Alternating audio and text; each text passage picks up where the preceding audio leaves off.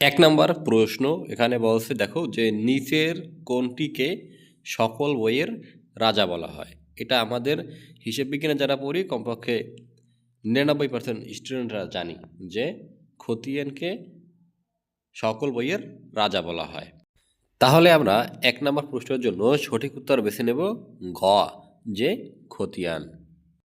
আচ্ছা, এরপর আমরা 2 নম্বর প্রশ্ন দেখি যে নিচের কোনটি মূলধন জাতীয় প্রাপ্তি।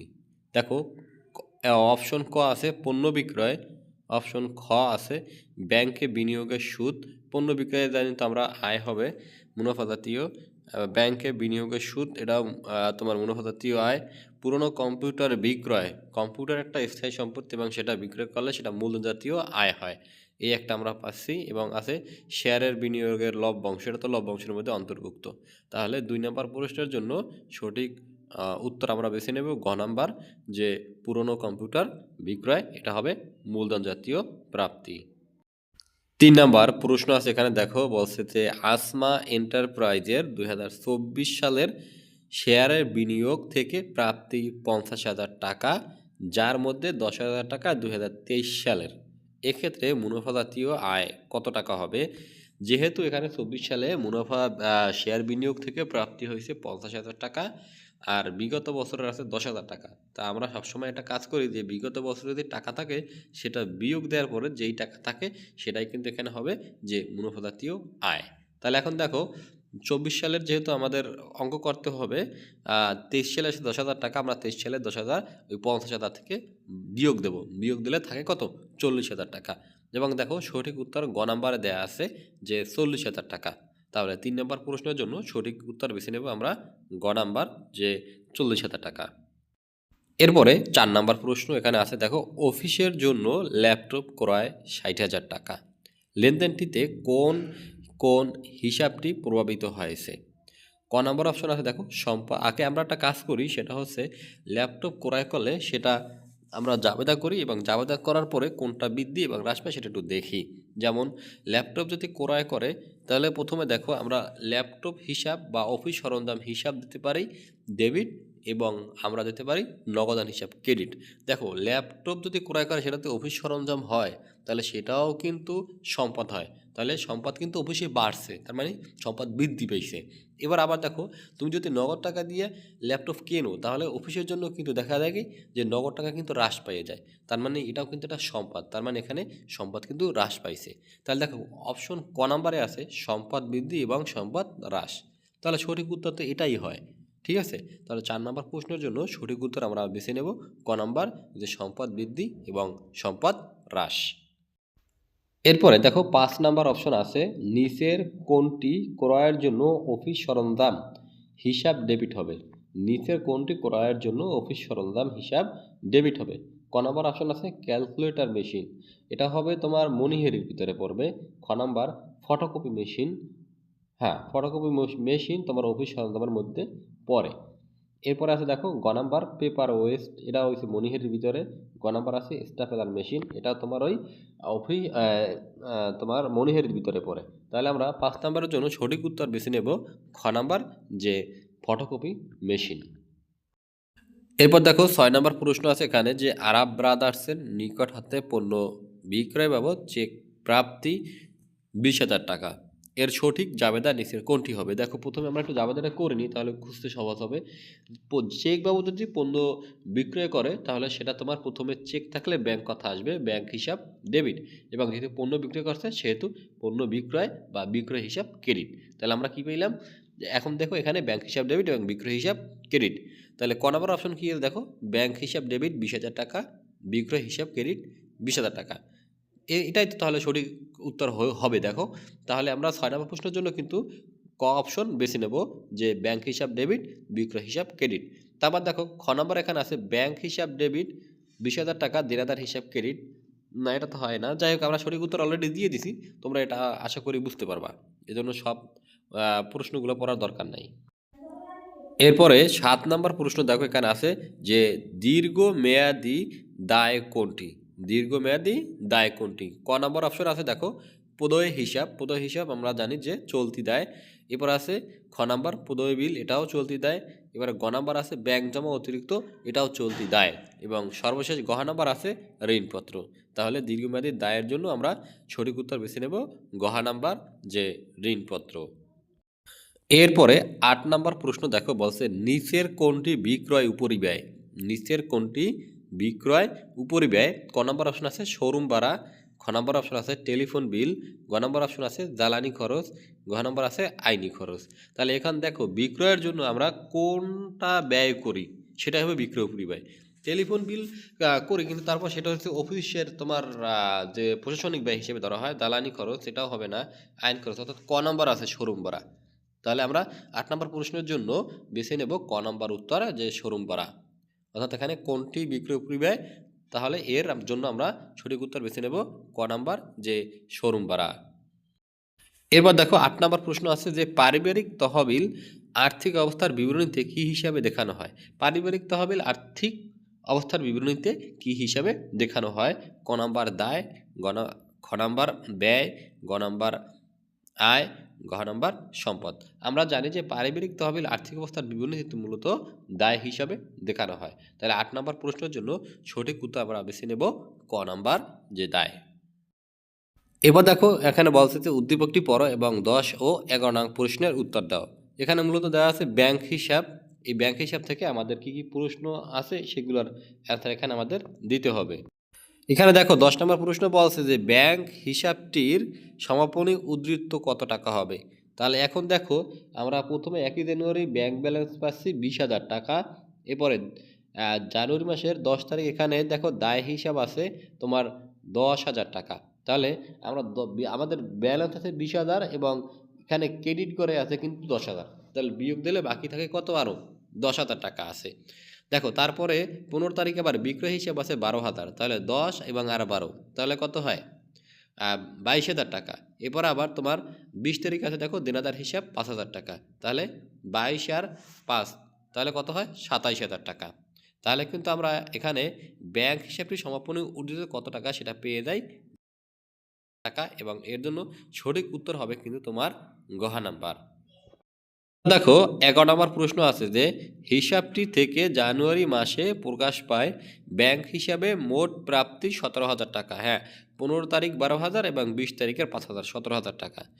এরপরে আছে দেখো ২ নম্বর অপশন ব্যাংক হিসাবটির মোট প্রদান ১০,০০০ টাকা। হ্যাঁ, এটাও সত্য যে যেহেতু এখানে দায় আছে ১০,০০০ টাকা, সে ১০,০০০ টাকা প্রদান করছে, এটাও সত্য হয়। এবং ৩ নম্বর অপশন আছে সমাপনী ব্যাংক তহবিল ২০,০০০ টাকা। না, সমাপনী ব্যাংক তহবিল তো হয় ২৭,০০০ টাকা। তাহলে অপশন ১ আর ২ কিন্তু এখানে সঠিক হবে। তাহলে দেখো এখানে আমরা সঠিক উত্তর নিচের কোনটি সঠিক, এর জন্য আমরা সঠিক উত্তর বেছে নেব ক নাম্বার, যে ১ ও ২। দেখো আছে ১২ নম্বর প্রশ্ন প্রত্যক্ষ কাঁচামালের উদাহরণ হলো। এখানে দেখো অপশন ১ আছে টেবিল তৈরিতে কাঠের ব্যয় ২৫,০০০ টাকা, ব্যাগ প্রস্তুতের জন্য পাটের ব্যয় ১০,০০০ টাকা, শার্ট তৈরিতে কাপড়ের ব্যয় ২০,০০০ টাকা। এখানে যে অপশন ১, ২, ৩ আছে এই তিনটাই কিন্তু এখানে প্রত্যক্ষ কাঁচামালের উদাহরণ হবে। কেননা দেখো এখানে কাঠ, টেবিল টেবিল তৈরিতে কিন্তু কাঠের ব্যয় আছে। এবার আবার ব্যাগ প্রস্তুতের জন্য পাটের ব্যয় কিন্তু আছে। এবার আবার তোমার শার্ট তৈরিতে কাপড়ের ব্যয়, এগুলো কিন্তু প্রত্যেকটাই কাঁচামালের জন্য প্রত্যক্ষ ব্যয়ের উদাহরণ। তাহলে এখানে বলতে যে নিচের কোনটি সঠিক? তাহলে যেহেতু আমাদের তিনটাই সঠিক, তাহলে আমরা উত্তর বেছে নেব গহা, যে ১, ২, ৩। এরপরে ১৩ নম্বর প্রশ্ন এখানে বলছে যে একজন গায়কের পরিবারের মুনাফা জাতীয় ব্যয় নিচের কোনটি? একজন গায়কের পরিবারের মুনাফা জাতীয় ব্যয় নিচের কোনটি? এখানে ক নম্বর অপশন আছে যে আয়কর, গিটার ক্রয়, সাইকেল ক্রয়, মঞ্চ নির্মাণ খরচ। এখন দেখো এখানে প্রথমে আছে আয়কর, এটাই হবে সঠিক উত্তর। কেননা এখানে দেখো খ নম্বর আছে গিটার ক্রয়, এটা মূলধন জাতীয় ব্যয়, সাইকেল ক্রয় এটা মূলধন জাতীয় ব্যয়, মঞ্চ নির্মাণ খরচ, একজন গায়ক তার মঞ্চ সে তৈরি করে না। ঠিক আছে, তাহলে দেখো ১৩ নম্বরের জন্য সঠিক প্রশ্ন উত্তর কিন্তু হবে ক নম্বর, যে আয়কর। ১৪ নম্বর প্রশ্ন এখানে বলছে দেখো যে নিচের কোনটির মাধ্যমে প্রতিষ্ঠানের কাঙ্ক্ষিত ফলাফল অর্জন করা সম্ভব? অর্থাৎ নিচের কোনটির মাধ্যমে প্রতিষ্ঠানের কাঙ্ক্ষিত ফলাফল অর্জন করা সম্ভব? ক ক নম্বর আছে মালিকানা সত্ত্ব বৃদ্ধি, খ নম্বর আছে ব্যয় নিয়ন্ত্রণ, গ নম্বর আছে সম্পদ বৃদ্ধি, ঘ নম্বর আছে আর্থিক ফলাফল প্রকাশ। দেখো একটা প্রতিষ্ঠানের কাঙ্ক্ষিত ফলাফল অর্জনের জন্য প্রথমে যে কাজটা করা হয় সেটা হচ্ছে ব্যয় নিয়ন্ত্রণ করা।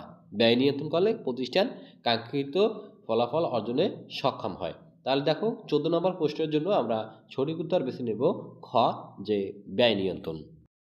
এবার দেখো এখানে 15 নম্বর অপশন আছে যে কেন হিসাব রাখার প্রয়োজনীয়তা অপরিসীম। কেন হিসাব রাখার প্রয়োজনীয়তা অপরিসীম।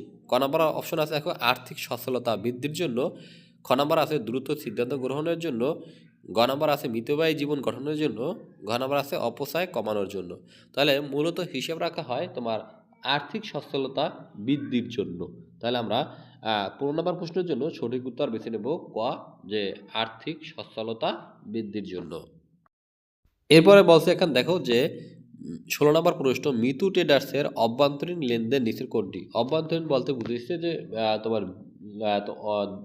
ব্যবসার ভিতরে আর কি। এখন এখানে দেখো ক নাম্বার বলছে যে বাদলের নিকট পণ্য বিক্রয় 10,000 টাকা, সোহানের নিকট থেকে পণ্য ক্রয় 5,000 টাকা, দোকানের ভাড়া পরিশোধ 6,000 টাকা। এবার গ নম্বর অপশন আছে দেখো যে স্থায়ী সম্পদের অবস্থায় ধরা হলো 8,000 টাকা। তাহলে এখানে কিন্তু তোমার মিতু ট্রেডার্সের অভ্যন্তরীণ ব্যয় কিন্তু হবে ঘ নাম্বার, যে স্থায়ী সম্পদের অবস্থায় ধরা হলো 8,000 টাকা। এরপর দেখো এখানে 17 নম্বর প্রশ্ন আছে ঐতিহাসিক ঘটনা সম্পর্কীয় লেনদেন কোনটি। এখানে ক নম্বর অপশন আছে অনাদায়ী পাওনা সঞ্চিতি, খ নম্বর আছে সাধারণ সঞ্চিতি, গ নম্বর আছে বিনিয়োগের সুদ প্রাপ্তি, ঘ নম্বর আছে ঋণের সুদ প্রদান। তাহলে আমরা জানি যে ঐতিহাসিক ঘটনা সম্পর্কীয় লেনদেন মূলত হয় যে অনাদায়ী পাওনা সঞ্চিতি। তাহলে এখানে দেখো ক নম্বর অপশন আছে যে অনাদায়ী পাওনা সঞ্চিতি হবে এখানে সঠিক উত্তর। এরপর দেখো আছে 18 নম্বর প্রশ্ন বলছে মোহনা ট্রেডার্স তার কর্মচারী শিহাবকে 10,000 টাকা বেতন প্রদান করে, লেনদেনটি মোহনা ট্রেডার্সের কোন দলিলে লিপিবদ্ধ করবে। এখন দেখো সকল প্রকার ব্যয়ের জন্য তারা যে মূলত ব্যবহার করে ডেবিট ভাউচার, সকল প্রকার ব্যয়ের জন্য মূলত ব্যবহার করা হয় ডেবিট ভাউচার। তাহলে এখানে যেহেতু তার কর্মচারীকে বেতন প্রদান করছে তাহলে সে অবশ্যই এটা ডেবিট ভাউচারে অন্তর্ভুক্ত করে রাখবে। তাহলে 18 নম্বর প্রশ্নের জন্য আমরা সঠিক উত্তর বেছে নেব খ, যে ডেবিট ভাউচার। এরপর দেখো উদ্দীপকটি পড়ো এবং 19 ও 20 নং প্রশ্নের উত্তর দাও। এখানে দেয়া আছে মিনু খাতুন ক্ষুদ্র ব্যবসায়ী 1/1/2024 তারিখে তার প্রারম্ভিক মূলধন ছিল 1,05,000 টাকা। 31/12/2024 তারিখে তার মোট সম্পদ ও দায় ছিল যথাক্রমে 40,000 টাকা ও 50,000 টাকা। তার মানে এখানে মোট সম্পদ আছে 1,40,000 এবং দায় আছে এখানে তোমার 50,000 টাকা। বছরে সে মোট 30,000 টাকা উত্তোলন করেন। আর এখানে 19 নম্বর প্রশ্নে বলছে যে মিনু খাতুনের সমাপনী মূলধনের পরিমাণ কত টাকা হবে। এখানে দেখো সমাপনী মূলধনের পরিমাণ বের করতে হলে আমাদের কিন্তু অবশ্যই এখানে প্রারম্ভিক মূলধন নিতে হবে না, এখানে কাজ করতে হবে আমাদের বছর শেষে যে সমাপনী মোট সম্পদ থেকে সমাপনী মোট দায় বিয়োগ দেব, তাহলে কিন্তু আমরা মূলধনের পরিমাণ পেয়ে যাই। সমাপনী মূলধন নির্ণয়ের কিন্তু কয়েকটি সূত্র আছে, তার মধ্যে একটা হলো তোমার যে সমাপনী মূলধন সমান সমান মোট সম্পদ মাইনাস মোট দায়। এটা কিন্তু তোমরা চতুর্থ অধ্যায় হিসাব বিজ্ঞানের পাবা। এখন দেখো এখানে মোট সম্পদ আছে কত 1,40,000 টাকা এবং মোট দায় আছে কত 50,000, বিয়োগ দাও তাহলে থাকে দেখো 90,000। তাহলে দেখো এখানে 90,000 অপশন আছে কিন্তু ক্ষয়। তাহলে আমরা 19 নম্বর প্রশ্নের জন্য সঠিক উত্তর বেছে নেব খ, যে মিতু খাতুনের সমাপনী মূলধনের পরিমাণ 90,000 টাকা। আচ্ছা এবার দেখো 20 নম্বর প্রশ্ন আছে মিনু খাতুনের ব্যবসায় মুনাফার পরিমাণ কত। এখন মুনাফা বা লাভ বা ক্ষতি নির্ণয় সূত্র হচ্ছে যে লাভ বা ক্ষতি সমান সমান সমাপনী মূলধন যোগ হবে উত্তোলন, এরপরে মাইনাস হবে প্রারম্ভিক মূলধন যোগ থাকে যদি অতিরিক্ত মূলধন। তাহলে এই সূত্র অনুযায়ী আমাদের কিন্তু লাভ বা ক্ষতি নির্ণয় করতে পারবো। আচ্ছা তাহলে আমরা এই সূত্র অনুযায়ী কিন্তু লাভ বা ক্ষতি বা মুনাফার পরিমাণ বের করতে পারবো। তাহলে দেখো আমরা এর আগে প্রশ্নে কিন্তু আমরা দেখেছিলাম যে সমাপনী মূলধন কিভাবে বের করে। আমরা সেখানে সমাপনী মূলধন সেখানে হয়েছিল 90,000 টাকা। এবার দেখো এখানে যে বছরে সে মোট 30,000 টাকা উত্তোলন করেন, তাহলে এই 30,000 টাকা সমাপনী মূলধনের সাথে আমরা যোগ দেব। এবার দেখো 1/1/2024 তারিখে তার প্রারম্ভিক মূলধন ছিল 1,05,000 টাকা। তাহলে প্রারম্ভিক মূলধন যে জায়গায় আছে ওইখানে আমরা 1,05,000 টাকা নেব। এবার দেখো এখানে উদ্দীপকে কোনো অতিরিক্ত মূলধনের কোনো কথা নাই, তার মানে আমরা সেটা নিব না। তো এখন কাজ করতে হবে কি দেখো যে সম্পূর্ণ মূলধন 90,000 যোগ উত্তোলন আছে 30,000, এই দুইটা যোগ করব, যোগ করলে হয় 1,20,000 টাকা। আর এরপরে এখানে যেহেতু প্রারম্ভিক মূলধন সুদ আছে 1,05,000 টাকা, 1,05,000 টাকা নিব। এরপর দেখো 1,20,000 টাকা এবং 1,05,000 টাকা বিয়োগ দিলে বাকি থাকে 15,000 টাকা। তাহলে এখানে কিন্তু এই 15,000 টাকাই লাভ বা মুনাফার পরিমাণ হবে। এখানে যদি দেখো সমাপনী থেকে যদি প্রারম্ভিক মূলধন অতিরিক্ত মূলধন বেশি থাকতো তাহলে ক্ষতি হইতো। যেহেতু সমাপনী মূলধন যোগ উত্তোলনের টাকা বেশি আছে, সেহেতু এখানে কিন্তু লাভ বা মুনাফা হবে। তাহলে এখানে দেখো 20 নম্বর প্রশ্ন যেহেতু আছে মিনু খাতুনের ব্যবসায় মুনাফার পরিমাণ কত, তাহলে এখানে কিন্তু আমাদের মুনাফা বের হয়েছিল 15,000 টাকা। তাহলে 20 নম্বর প্রশ্নের জন্য আমরা সঠিক উত্তর বেছে নেব ঘ নাম্বার 15,000 টাকা। এরপর দেখো 21 নম্বর প্রশ্ন বলছে হিসাব চক্রের কোন ধাপে হিসাব খাতগুলোর ডেবিট ক্রেডিট তারিখের ক্রমানুসারে লিপিবদ্ধ করা হয়। অর্থাৎ এখানে বলছে যে হিসাব চক্রের কোন ধাপে হিসাব খাতগুলোর ডেবিট ক্রেডিট তারিখের ক্রম অনুসারে লিপিবদ্ধ করা হয়। ক নাম্বার লেনদেন শনাক্তকরণ, খ নাম্বার লেনদেন বিশ্লেষণ, গ নাম্বার জাবেদামুক্তকরণ, খ নাম্বার খতিয়ানে স্থানান্তরকরণ। তাহলে দেখো আমরা কিন্তু স্বাভাবিকভাবে জাবেদা মুক্তকরণের সময় তারিখ এবং কর্ম অনুসারে কিন্তু আমরা লেনদেনগুলো কিন্তু সুন্দরভাবে লিপিবদ্ধ করা হয়। তাহলে এখানে দেখো 21 নম্বর প্রশ্নের জন্য আমরা সঠিক উত্তর বেছে নেব গ, যে জাবেদা মুক্তকরণ। এরপর দেখো আছে 22 নম্বর প্রশ্ন, এখানে বলছে মূলধন জাতীয় ব্যয়ের মাধ্যমে কোনটি অর্জিত হয়। মূলধন জাতীয় ব্যয়ের মাধ্যমে মূলত আমরা সম্পদ ক্রয় করে থাকি। তাহলে এখানে দেখো যেহেতু গ নাম্বার আছে সম্পদ, তাহলে আমরা 22 নম্বর প্রশ্নের জন্য আমরা সঠিক উত্তর বেছে নেব গ, যে মূলধন জাতীয় ব্যয়ের মাধ্যমে কি করা যায়, অর্জিত হয়, সম্পদ অর্জিত হয়। এরপরে 23 নম্বর প্রশ্ন দেখো বলছে একটি ব্যবসায়ের চালিকা শক্তি নিচের কোনটি। একটি ব্যবসার মূলত চালিকা শক্তি থাকে নগদ অর্থ, সেটা আমরা সবাই কম বেশি জানি। তাহলে 23 নম্বর প্রশ্নের জন্য আমরা অপশন বেছে নেব ক নাম্বার, যে নগদ অর্থ। এরপরে আমরা দেখি 24 নম্বর প্রশ্ন বলছে নগদ প্রদান জাবেদায় লিপিবদ্ধ হয়। নগদ প্রদান জাবেদায় লিপিবদ্ধ হয়। ব্যাংক চার্জ তো নগদ প্রদান জাবেদায় লিপিবদ্ধ হবে না। ব্যাংক সুদ মঞ্জুর করলে হ্যাঁ এটাও তোমার নগদ প্রদান জাবেদায় অন্তর্ভুক্ত হবে, এবং 3 নম্বর অপশন আছে ব্যাংক জমা অতিরিক্ত সুদ, হ্যাঁ এটাও মূলত তোমার নগদ প্রদান জাবেদায় যাবে। তাহলে আমরা অপশন বেছে নেব 2 ও 3। তাহলে দেখো 2 ও 3 আছে কোথায়, এখানে দেখো প্রশ্ন বলছে নিচের কোনটি সঠিক। তাহলে আমরা 2 ও 3 যেহেতু সঠিক পাই, তাহলে আমরা এর 24 নম্বর প্রশ্নের জন্য সঠিক উত্তর বেছে নেব গ। এরপর দেখো আছে 25 নম্বর প্রশ্ন, এখানে আছে জায়েদের নিকট থেকে 10,500 টাকার পূর্ণ নিষ্পত্তিতে 10,225 টাকা প্রাপ্তি। এখন দেখো বলছে লেনদেনটি 3 গড়া নগদান বইতে দেখাতে হবে। তার আগে আমরা এটাকে জাবেদা করে নিই, তাহলে বুঝতে সহজ হবে। দেখো যেহেতু পূর্ণ নিষ্পত্তিতে 2,500 টাকা প্রাপ্তি হয়েছে, তার জন্য প্রথমে আমরা দেব নগদান হিসাব ডেবিট, এবং এখানে কিন্তু প্রদত্ত বার্তা হিসাব ডেবিট হবে। এরপরে দেনাদার হিসাব বা তোমার জায়েদ হিসাব কিন্তু এখানে ক্রেডিট হবে। তাহলে এখানে দেখো আমরা প্রথম অপশনে পাইতেছি যে ডেবিট দিকে নগদের করে 10,225 টাকা। এবার 2 নম্বর অপশন আছে ক্রেডিট দিকে নগদের করে 10,225 টাকা। এরপরে তোমার 3 নম্বর অপশন আছে ডেবিট দিকে প্রদত্ত বার্তা 250 টাকা। তাহলে আমরা 1 এবং 3 এই দুইটা সঠিক উত্তর পাচ্ছি। ক্রেডিট দিকে নগদের করে কিন্তু এখানে 10,000 তোমার 250 টাকা হবে না।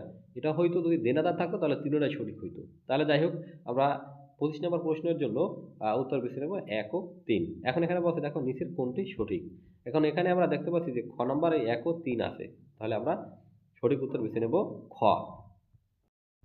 এরপরে আছে দেখো 26 নম্বর প্রশ্ন বলছে নিচের কোনটি রেওয়াবিলের ডেবিট দিকে বসে। দেখো রেওয়াবিলের ডেবিট দিকে বসে মূলত দেখো এখানে ক নাম্বার আছে অপশন কুরিন সঞ্চিতি ক্রেডিট দিকে বসে। খ নাম্বার ব্যাংক জমা অতিরিক্ত ঋণ, এটাও তোমার বা ব্যাংক জমা অতিরিক্ত এটাও কিন্তু তোমার ক্রেডিট দিকে বসে। এবারে প্রদত্ত ঋণ, আমাদের কথা কিন্তু দুইটা, প্রদত্ত ঋণ মানে ঋণটাকে পরিশোধ করে দিচ্ছি, তাহলে সেটা কিন্তু ডেবিট দিকে বসে। তাহলে এখানে এবং গহা নাম্বার আছে দেনাদারের বাটা সঞ্চিতি, তাহলে এটাও ক্রেডিট দিকে বসে। তাহলে আমরা 26 নম্বর প্রশ্নের জন্য সঠিক উত্তর বেছে নেব গ নাম্বার, যে প্রদত্ত ঋণ। কেননা প্রদত্ত ঋণ দ্বারা বোঝায় যে আমরা যে ঋণ ছিল সেই ঋণটাকে পরিশোধ করে দিচ্ছি, তাহলে সেটা কিন্তু ডেবিট দিকে রেওয়াবিলের সময় বসে। উদ্দীপকটি পড়ো এবং 27 ও 28 নং প্রশ্নের উত্তর দাও। এখানে বলছে দেখো যে শোভা ট্রেডার্স পণ্য ক্রয় 30,000 টাকা স্থলে 35,000 টাকা ডেবিট দিকে এবং পণ্য বিক্রয় 80,000 টাকা স্কুলে 75,000 টাকা ক্রেডিট দিকে লিপিবদ্ধ করে। এখন এখানে বলছে যে 27 নম্বরে উদ্দীপকে দেওয়া মিলের ভুলটি করণিক ভুল হবে, পরিপূরক ভুল, লেখার ভুল। তাহলে এখানে দেখো আমরা এখানে সঠিক উত্তর বেছে নেব। প্রথমত দেখো সে করণিক ভুল করছে, অর্থাৎ লেখায় ভুল করছে, এখানে করণিক ভুল হবে, করণিক ভুল, এবং যেহেতু সে লেখার ভুল করছে এই জন্য এখানে কিন্তু লেখার ভুল হবে, অর্থাৎ 1 ও 3 সঠিক উত্তর হবে।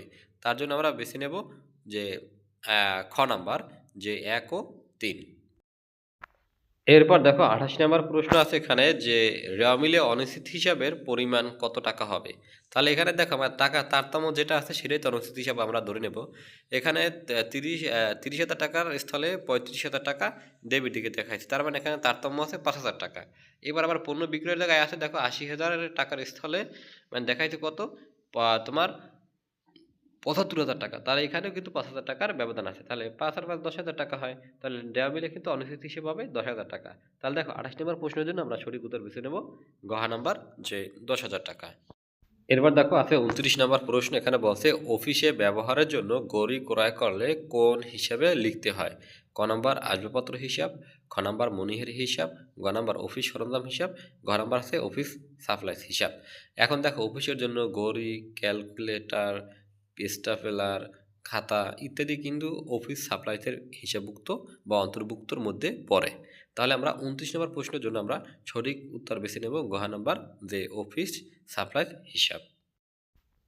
এরপরে আমরা 30 নম্বর প্রশ্ন যাব। এখানে আছে কি দেখো যে বলছে নিচের কোনটি বিশেষ জাবেদা। আমরা এটা সবাই জানি যে বিশেষ জাবেদা হচ্ছে নগদ প্রদান জাবেদা। তোমাদের প্রশ্নে যদি বলে যে বিশেষ জাবেদা প্রস্তুত করো, তাহলে নগদ প্রদান এবং নগদ প্রাপ্তি জাবেদা করলেই কিন্তু তোমাদের অ্যান্সার হয়ে যায়। তাহলে এখানে দেখো যদি শুধু আছে যে নগদ প্রদান জাবেদা এখানে, তাহলে আমরা 30 নম্বর প্রশ্নের জন্য সঠিক উত্তর বেছে নেব গ নাম্বার, যে নগদ প্রদান জাবেদা।